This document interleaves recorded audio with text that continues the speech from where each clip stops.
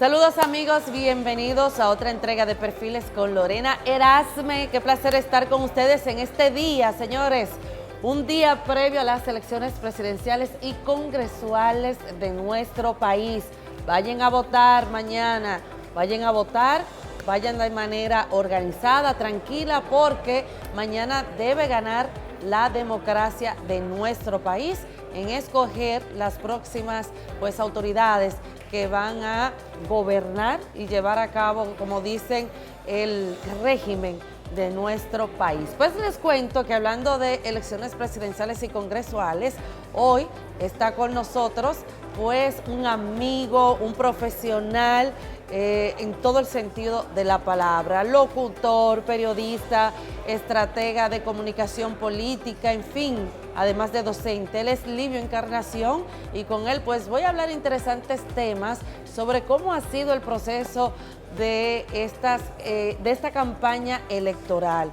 Sobre todo vamos a hablar de imagen, vamos a hablar de comunicación, entre otros temas. Y para mí de verdad es un placer el tener a este amigo en nuestro espacio, que por cierto tenía mucho tiempo de verdad por traerlo y así conversar con él. Vamos a una breve pausa comercial para no perder más el tiempo y desde aquí, desde el Hotel Radisson, vamos a conversar con el perfil de esta semana, el periodista y estratega en comunicación política, además de docente, Livio Encarnación. Vamos a la pausa.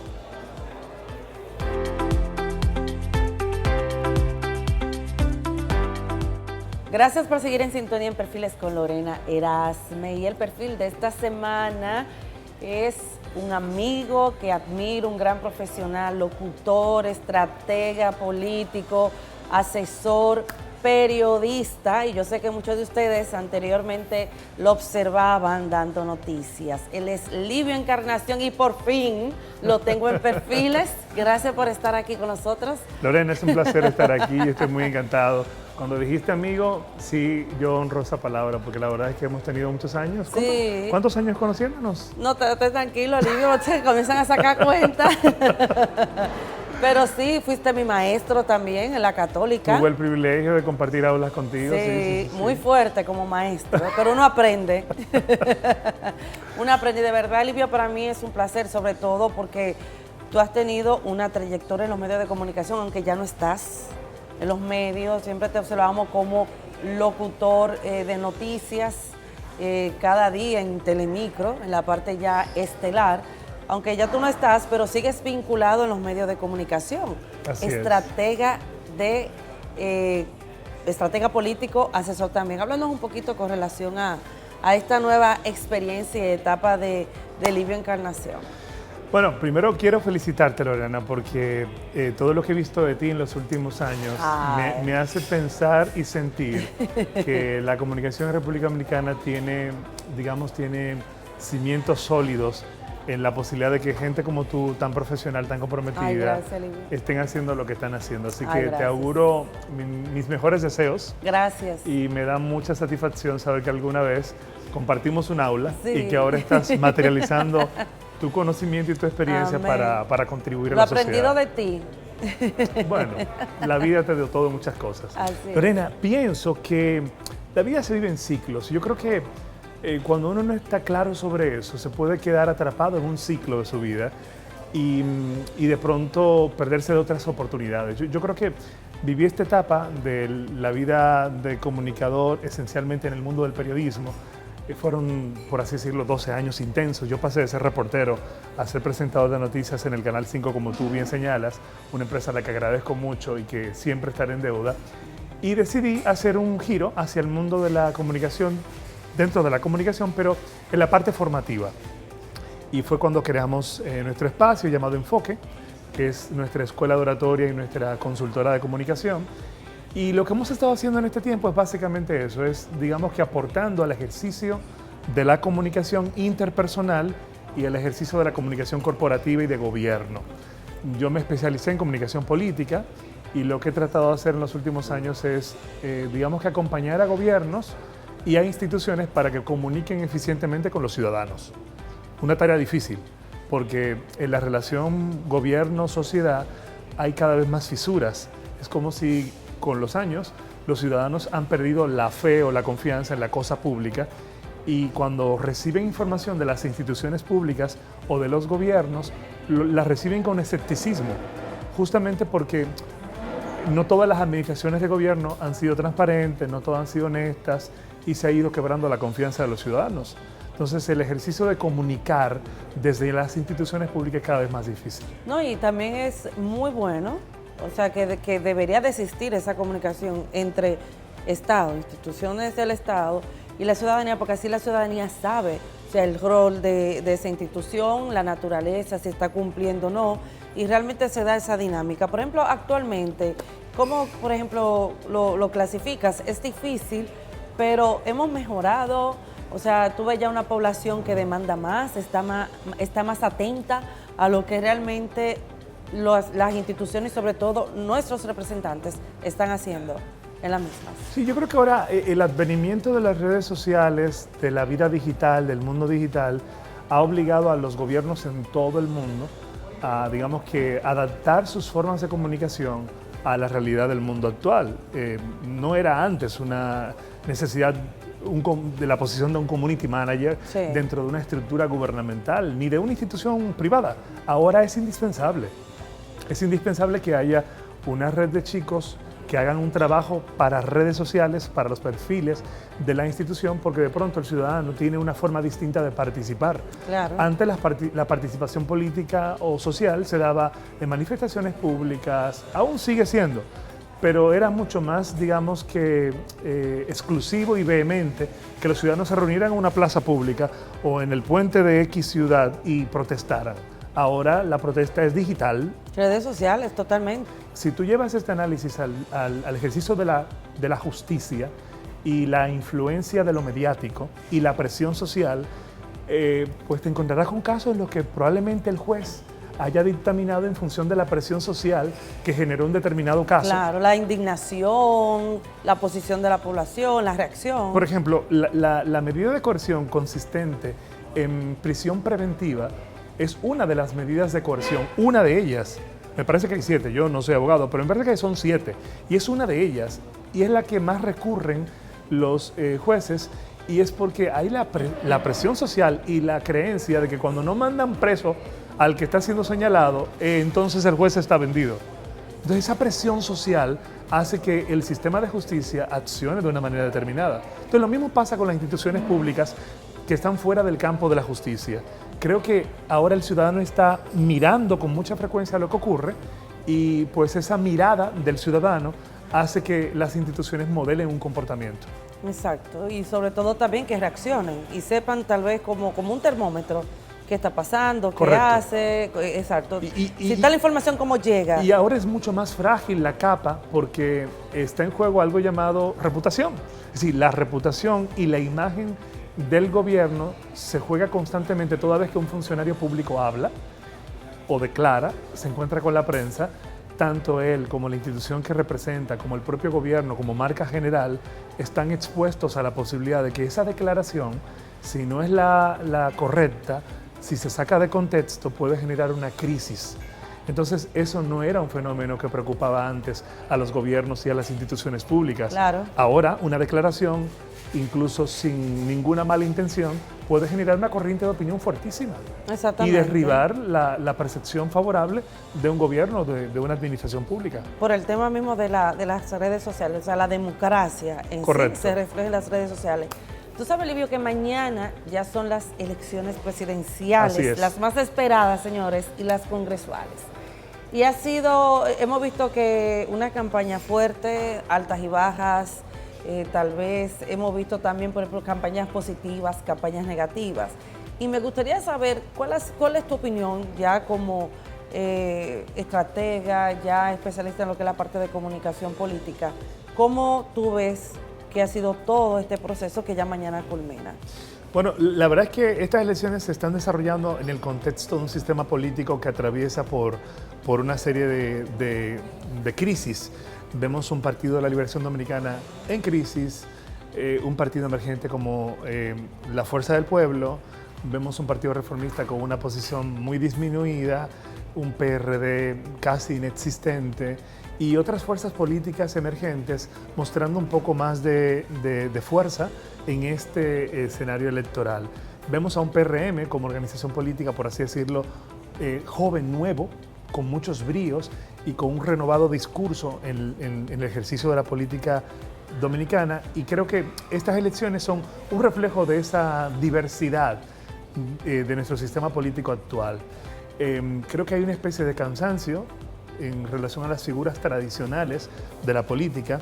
Creo que hay también una nueva generación que va a tomar digamos que una participación importante en este contexto electoral.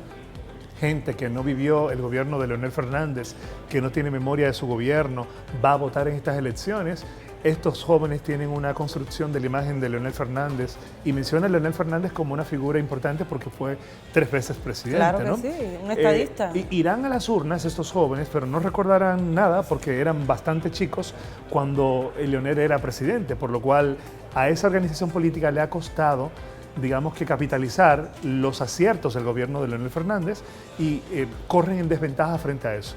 No obstante, han utilizado la figura de Omar Fernández como, digamos, un nodo de conexión con la juventud, y creo que lo han hecho de forma muy eficiente. Es una novedad interesante en esta campaña, ver cómo el hijo de un expresidente entra en el hemisferio político. Y conecta al padre con ese segmento. Y sin duda alguna, esa es una novedad en esta campaña.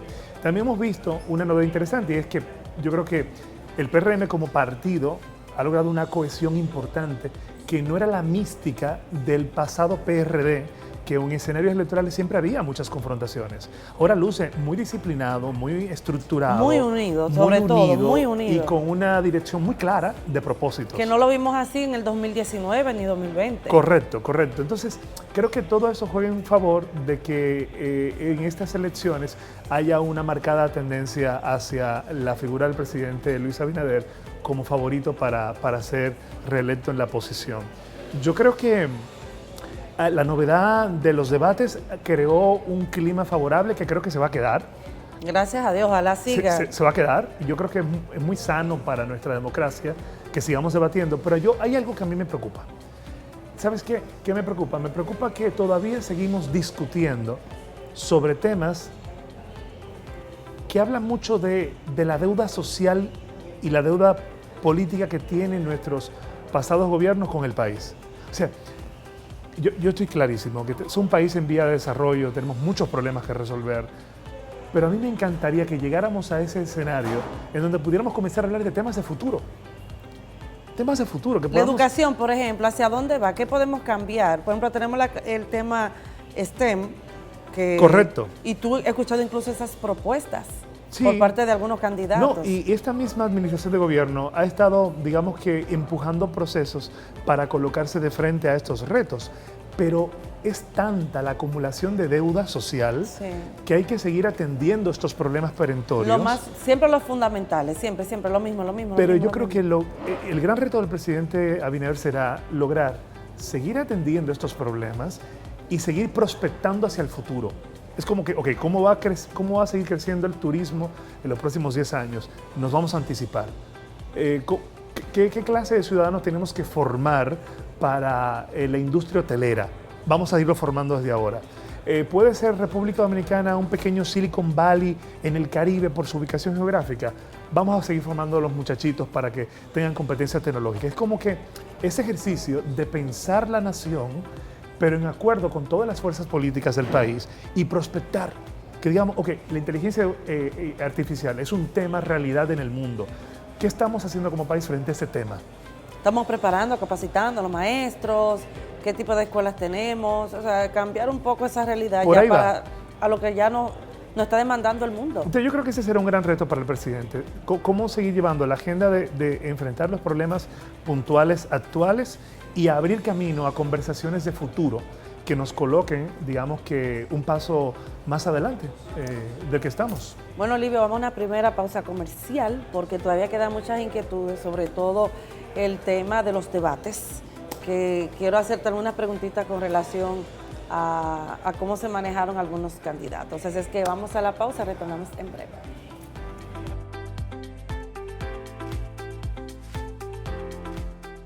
Gracias por seguir en sintonía en Perfiles con Lorena Erasme, y el perfil de esta semana es el estratega en comunicación política, docente, locutor, periodista Livio Encarnación, y con él hemos hablado de interesantes temas, sobre todo con relación a las instituciones, comunicación gubernamental entre las instituciones, la población dominicana, la parte política.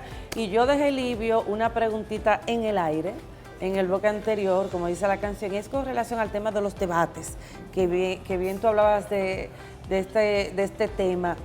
Me gustaría saber, ¿tú crees que, realmente yo sé que esto se va a quedar, los debates se van a quedar, pero tú crees que esto ya, por ejemplo, para las próximas elecciones va a ser una herramienta fundamental para que los partidos políticos preparen mejor a sus candidatos, para que se eleve la propuesta a nivel de lo que pueda presentar los mismos candidatos presidencial, congresual, los alcaldes?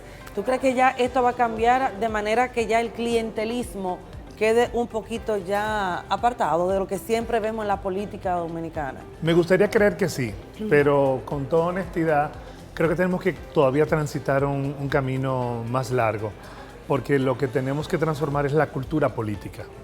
O sea, como ese proceso no se ha dado aún, estas son acciones puntuales que fueron iniciativa, digamos, de un espacio empresarial privado que en ambos casos propugnó el CODES y el ANGE. Tanto el CODES como ANGE son instituciones, digamos, gremiales de la sociedad civil, que no públicas, que hicieron los esfuerzos y lograron materializar estos debates. Pero qué interesante sería que sea el resultado de la propia dinámica de las instituciones políticas.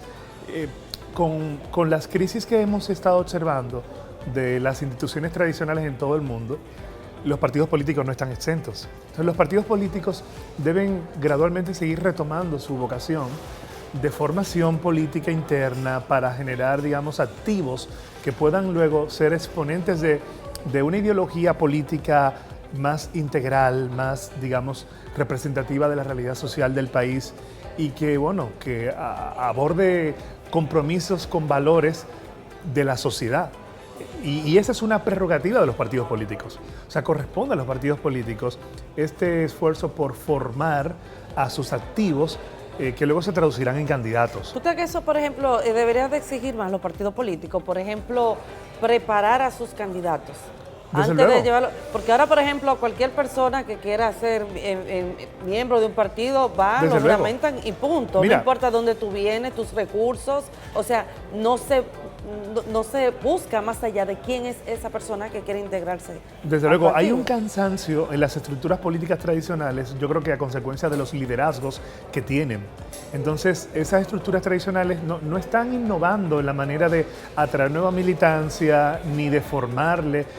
Dime, por favor, si está claro el tema de la ideología en los partidos políticos. No, es muy difusa. ¿Cuál es el partido de derecha? ¿Cuál es el de izquierda? ¿Lo ejerce con claridad? ¿Sus posturas son realmente...? Los de izquierda tú los ves ligados con la derecha. Y claro, hay posturas híbridas, digamos que centro-izquierda, centro-derecha. Como lo veo, Lorena, es en la dirección de la responsabilidad del partido político frente a sus actores, frente a sus miembros, sus militantes. ¿Cómo formarlos para que puedan hacer un ejercicio, digamos que interesante de la política? Yo creo que es algo que queda como todavía tarea pendiente.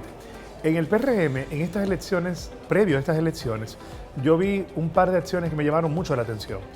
Vi en un momento que después de terminar las elecciones municipales, convocaron a todos sus electos para procesos de formación del rol del regidor, el rol del suplente de regidor, y me pareció interesante, una actividad que no había visto en mucho tiempo. Esta de, vamos, convoquemos a los que ganaron, vamos a decirle cuál es su compromiso con la oposición y qué es lo que le toca hacer.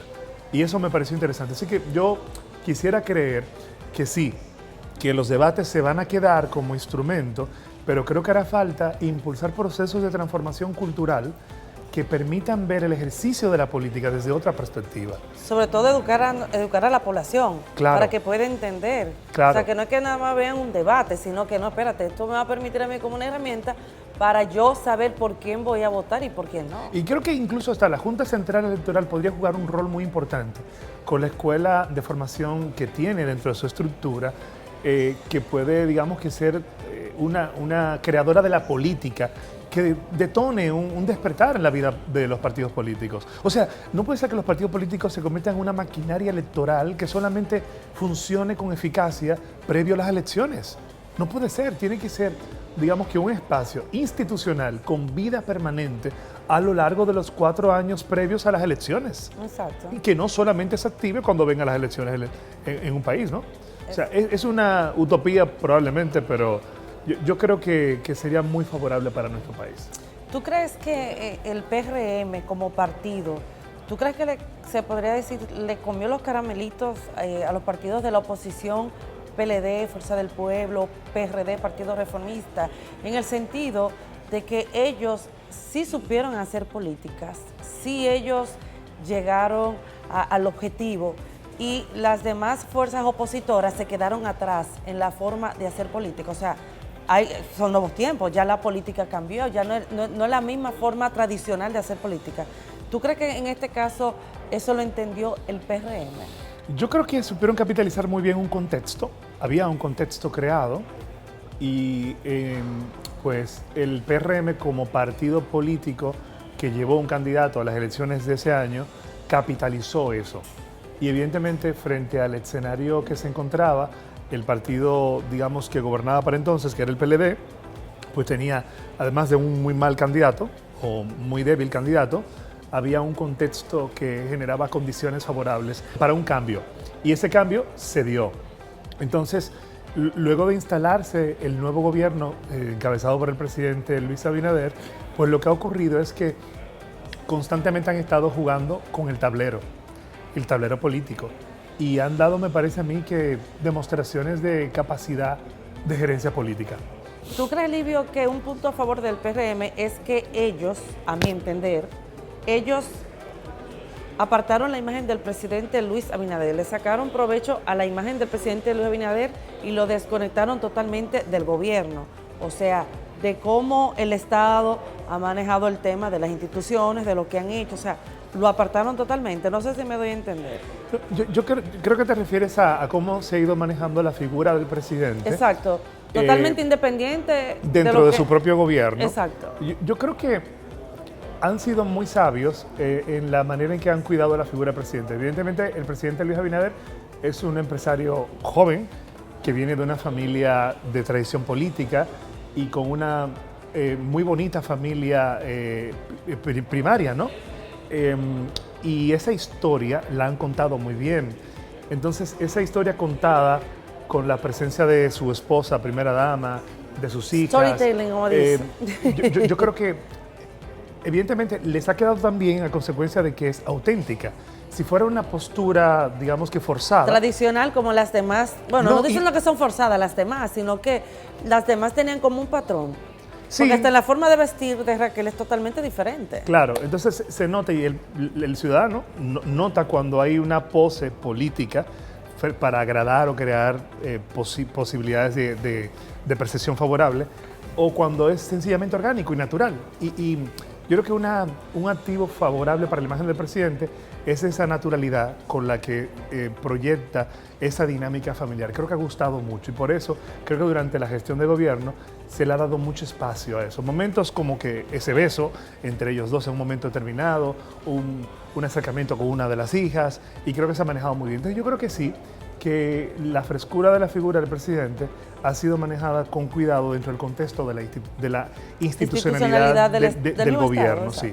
Entonces, en algunos momentos siento que su figura ha podido tal vez ser un poco sobreexpuesta y creo que el presidente ha tomado algunos riesgos en el sentido de que ha asumido, digamos que todo el prestigio de su administración basada en su propia imagen, en el sentido de que se le vio con mucha frecuencia durante este primer gobierno dar declaraciones desde instituciones como la policía, que pues en una coyuntura muy particular estaba en su proceso de reforma y el presidente asumió ir a la policía para reunirse con el jefe de la policía con mucha frecuencia. Entonces, la gente lo veía, pero probablemente no entendían que al hacerlo, el presidente estaba endosándole su prestigio como persona, como figura. Al jefe de la policía. A la institucionalidad que quería crearse en la nueva imagen de la policía.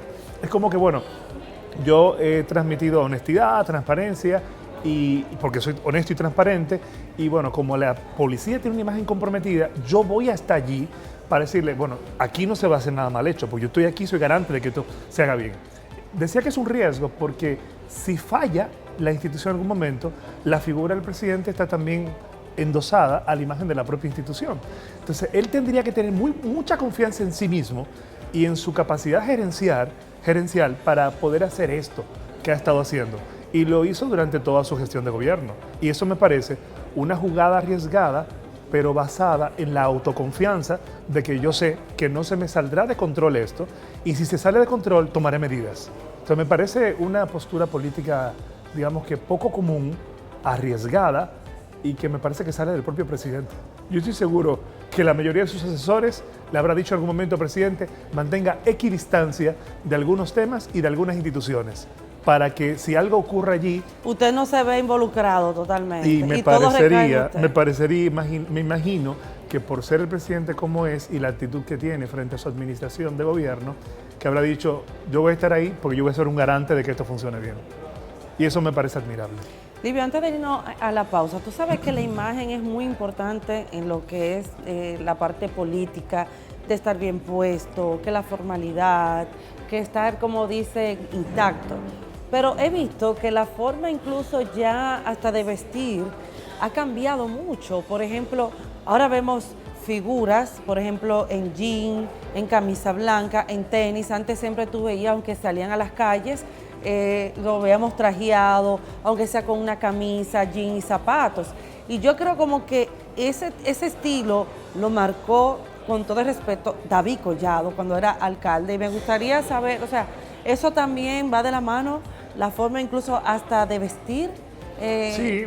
¿Es la nueva política? Yo creo que no sí. ser tan formal. Y me atrevería a decir que no precisamente David, creo que fue el PRM como partido que lo trajo. Lo y trajo obviamente totalmente. David, como miembro del PRM, pues era un exponente muy visible porque era el ministro de Turismo y evidentemente tenía todo, alcalde primero y luego ministro de Turismo.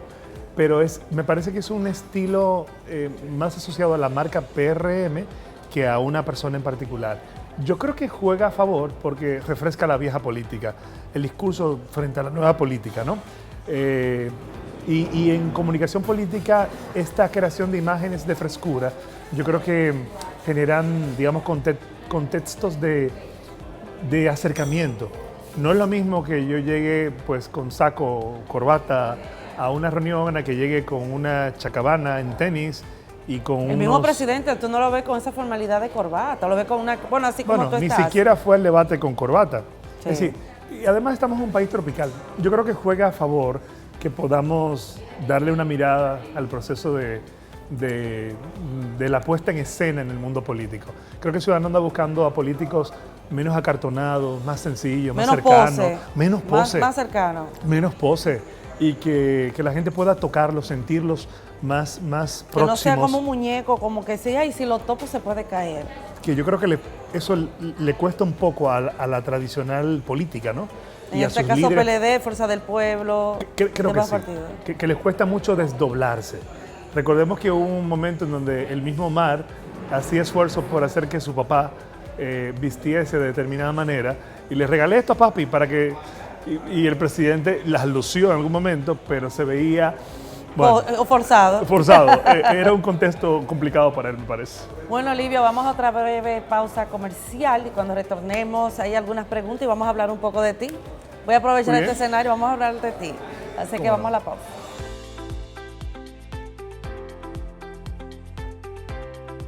Gracias por seguir en sintonía en Perfiles con Lorena Erasme, y el perfil de esta semana es el periodista, estratega en comunicación política Livio Encarnación, y con él he hablado de interesantes temas. Y ya en la parte final de esta entrevista, Livio, no puedo dejarte de hacer dos preguntas, ya a nivel de comunicación política, para luego hablar un poco de ti, porque no te me vas a salvar en esa parte, no te me vas a escapar. Y es de que este año, y lo dijiste inicialmente, terminan liderazgos y nacen otros liderazgos. Eso creo, sí. Me gustaría saber tu opinión con relación a esto y quiénes tal vez serían esos nuevos liderazgos que este año pues la política dominicana va a lanzar. Bueno, sin duda, parecería que es el momento del PRM como marca política y bueno, el propio presidente anunció que tan pronto pase este proceso eleccionario, convocaría a todos los candidatos al interno de esa organización política para, supongo yo, que para transar gobernabilidad y para hacer un ejercicio que me parece, que podría mandar un buen mensaje, que es el de, bueno, yo quiero hacer un buen gobierno y cerrar bien mi administración, cuento con ustedes, supongo yo.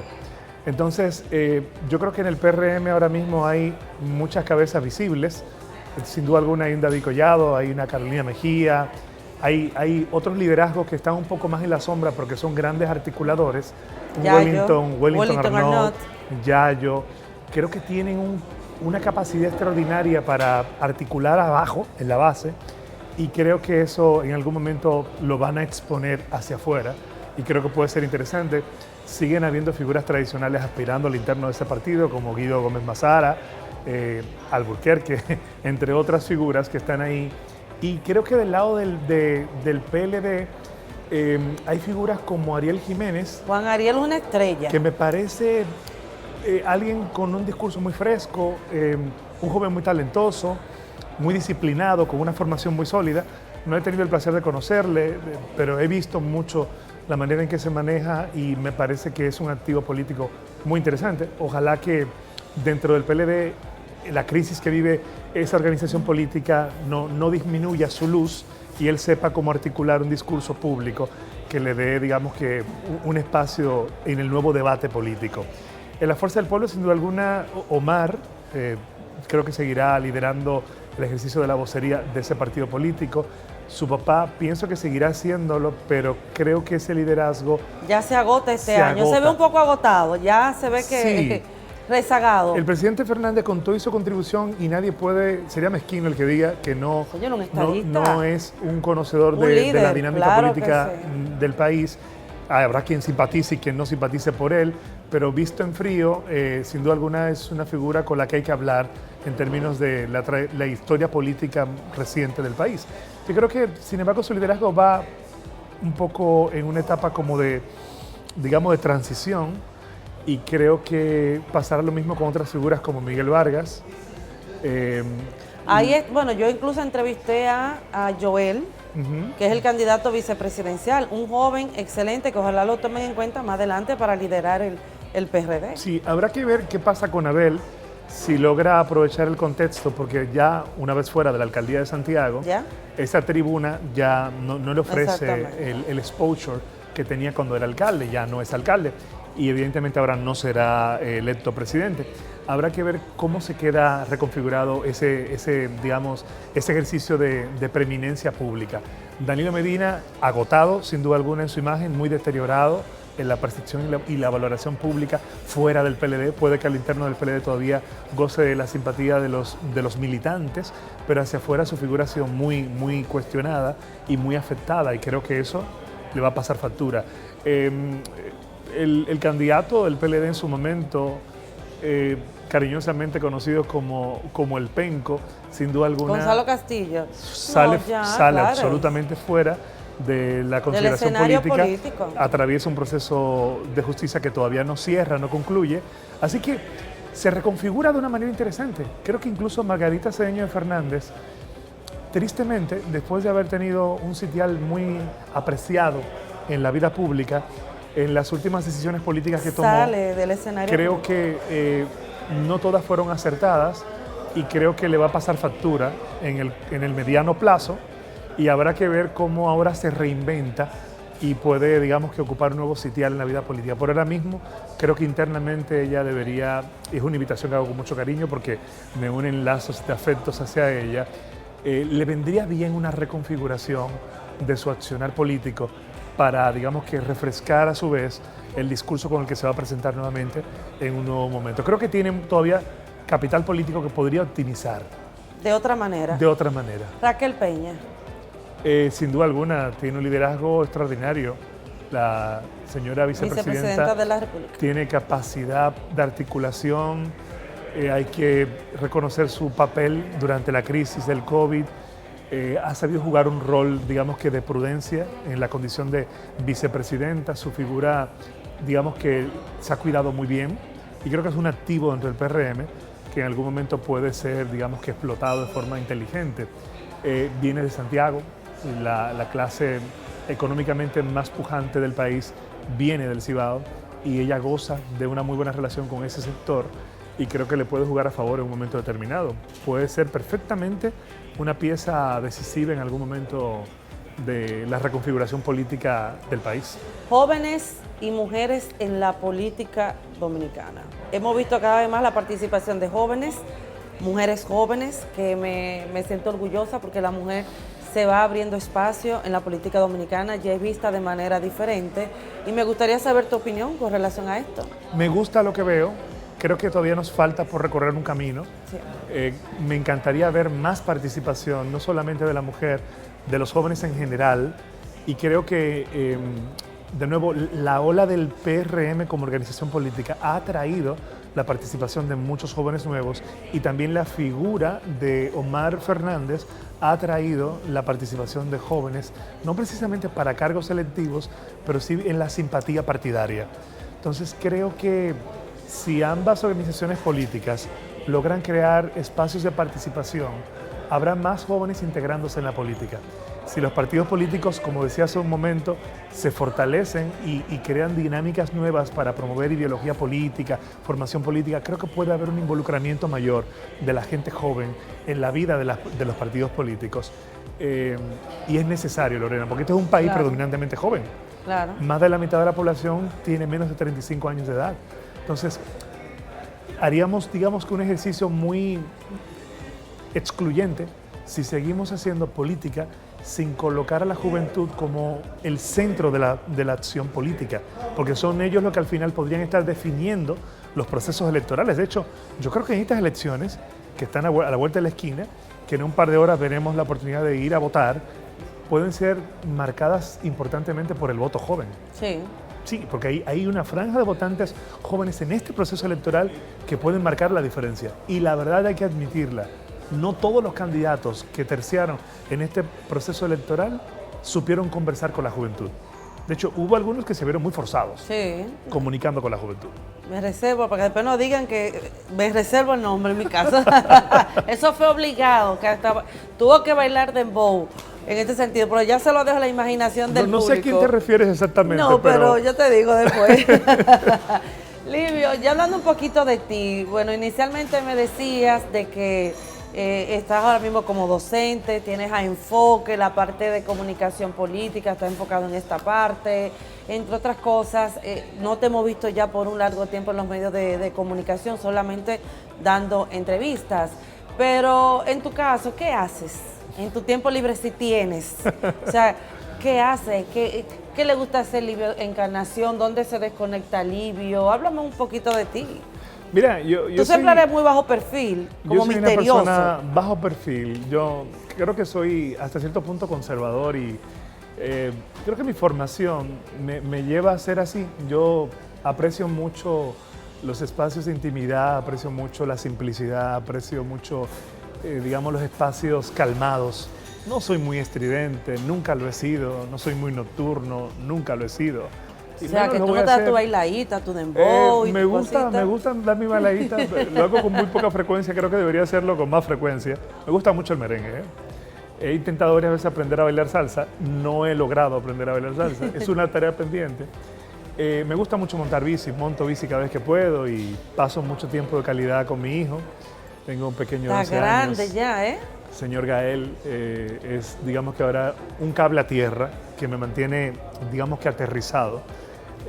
Cuando uno hace lo que yo hago, pues podría mantenerse muy levitando constantemente, pero cuando tú tienes un hijo como el que yo tengo, que es una bendición para mí, te aterriza la tierra. Muy maduro, muy puestecito. No, y además te crea una dinámica, porque mi dinámica, vamos, yo soy una persona que vive una vida, digamos que con independencia de tiempo. Yo administro mi tiempo, ¿no? Pero con la llegada de mi hijo, yo creo una dinámica que me hace parar siempre entre la 1 y las 2 de la tarde para ir a buscarlo al colegio y compartir con él.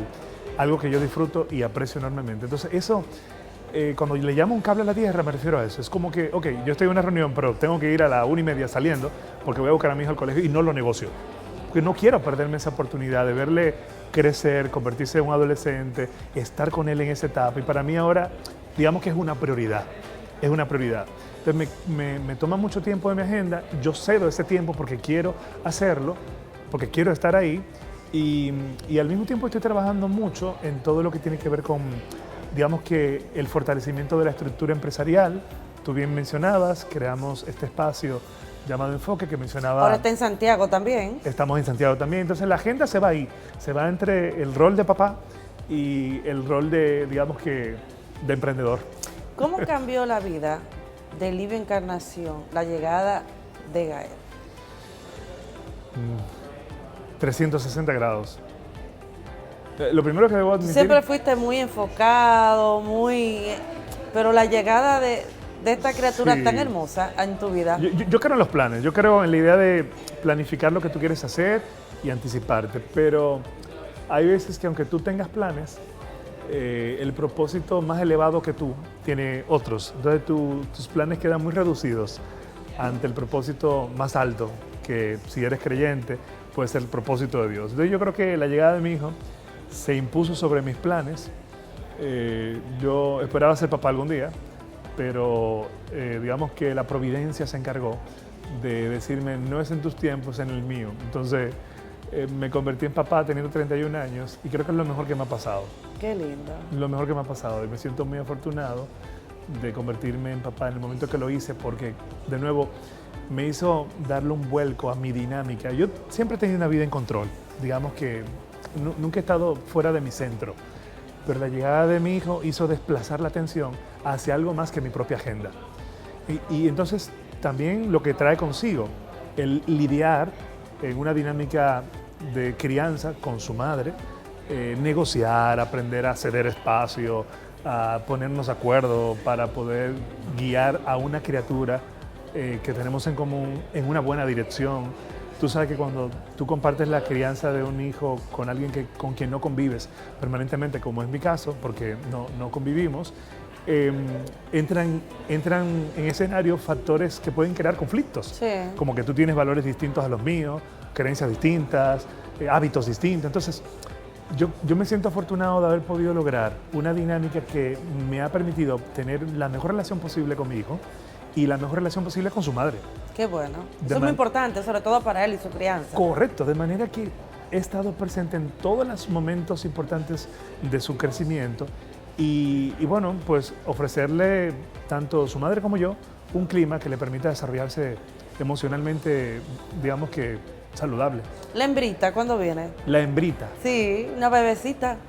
¿Una bebecita? Sí, una niña. Esa no es una hija Karol tú. G. No, una hija tú. ¿Cuándo vas a tener? ¿Cuándo vas a dar una hermanita a Gael? Yo no estoy tan seguro, no estoy tan seguro de que quiera dar ese siguiente paso. ¿Por qué? No lo sé, no lo bueno, sé. eso llega. Si es de Dios, eso llega. Yo creo que sí. Ahora estoy muy concentrado en lo que sigue y lo que sigue ahora en mi vida es la expansión profesional. Yo soy muy amante de lo académico, amo la idea de seguir creciendo, formándome, estudiando, entregando calidad en lo que hago. Tengo pendiente en agenda publicar algunos libros que estoy por ahí medio bueno. terminando. Tengo la intención de apartarme durante un año, más o menos un año, para concluir un proceso de formación en doctorado. Wow. Eso probablemente me va a implicar que digamos que de forma intermitente esté en el país durante un tiempo. Es lo inmediato en mi vida. Al mismo tiempo sigo emprendiendo en otras ideas, de negocios. Y creo que la vida me irá dando sorpresas y yo estoy dispuesto a seguirla recibiendo. Qué bueno. ¿Cómo está el corazón de Livio? Yo sé que es saludable porque tú eres un hombre joven, pero tienes novia, estás conociendo a alguien, te vas a casar, estás comprometido. ¿Cómo está el corazón de Livio? Es una pregunta que no me hacen muy a menudo, Bueno, pero ya te la hago del ahora. punto de vista físico, me hice hace poco un electrocardiograma y salí bien. Sí, pero me refiero ya en la parte amorosa. ¿Cómo estás? ¿Estás conociendo a alguien? ¿Estás enamorado? ¿Estás comprometido? ¿Te vas a casar? ¿Cómo está el corazón de Livio en ese sentido? Yo disfruto mucho mi soledad voluntaria. He estado en pareja, digamos que en esta etapa de mi vida estoy, digamos que abierto a dejarme sorprender por la vida. O sea, dejarte sorprender para conocer a alguien y quién sabe, si por ahí viene ya la niña. Si eso fuera. Yo creo que siempre es importante en este aspecto de tu vida saber qué lugar le das. Y yo quiero a ese aspecto de mi vida pues darle el lugar de privacidad que siempre le he dado por lo que supone. Hay gente que tiene posturas distintas. Yo tengo la mía frente al tema de las relaciones. Creo que es un gran reto sostener una relación en estos tiempos. Y también creo, Lorena, que cuando tú, digamos que conservas tu vida, intentas hacer lo mejor posible con ella, te ocupas de ti, lo mejor que podrías hacer es tratar de hacer coincidir lo que tú representas como persona con alguien que haya hecho lo mismo. Claro. Y yo creo mucho en coincidir, en propósito, en visiones, en valores y construir. Yo creo mucho en la palabra construir, coincidir y echar a andar. Entonces, si bien es cierto que hay mucha escasez de eso ahora mismo, la idea de relación es muy complicada ahora. Sí, muy complicada. La gente o expone en demasía su vida privada en redes o la oculta absolutamente, y en cualquiera de los dos escenarios yo creo que es una decisión muy personal. Bajo perfil es mejor. Sí, yo creo que... Se cuida más. Yo creo que merece la pena elegir muy bien con quién se va a compartir la vida. Sí, eso se espera. Porque un fracaso en el plano sentimental puede suponer varios años de retraso y de crisis emocional. Y yo creo que no quiero vivir eso. No, nadie quiere vivir eso, Livio. Para finalizar, en un minuto, tu lugar favorito donde te desconecta, donde no hay la parte ya política, estrategias, no hay clases, no hay enfoque. ¿Cuál es ese lugar tuyo que tú te sientes tranquilo y te desconectas? Bueno, debo ser sincero. Lo primero que yo pienso cuando termino de dar clases o cuando me veo con un chance libre es qué actividad puedo hacer con mi hijo, honestamente. Es lo primero que pienso.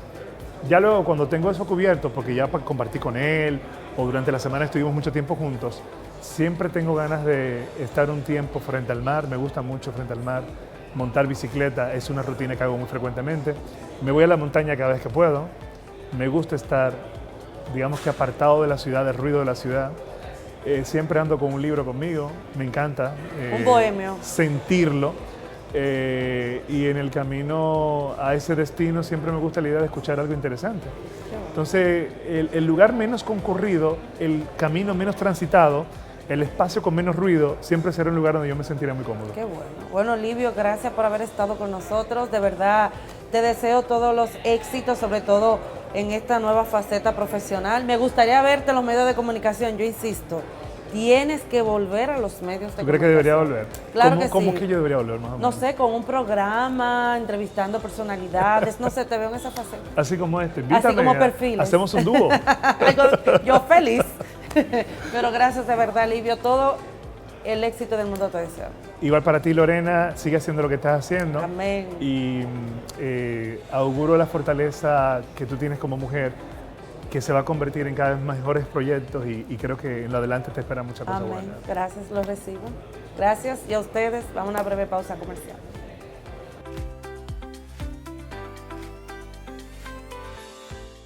Bueno, señores, hemos llegado al final del programa de hoy. Yo espero que hayan disfrutado de esta entrevista con el perfil de esta semana, el estratega en comunicación política, periodista, además de docente, Livio Encarnación, para que vean cómo ha cambiado la política dominicana y lo que podemos esperar más adelante. Sobre todo ver jóvenes y mujeres cada vez que están interesados en participar y ser actores de la política dominicana. Señores, vayan a votar mañana, vayan a votar, que es su responsabilidad, y sobre todo de ustedes ejercer ese derecho al voto y dárselo a quien usted cree que pueda llevar a cabo los destinos, o más bien el destino de nuestro país a nivel presidencial y congresual. Señores, hasta la próxima semana, buen fin de semana y cuídense mucho.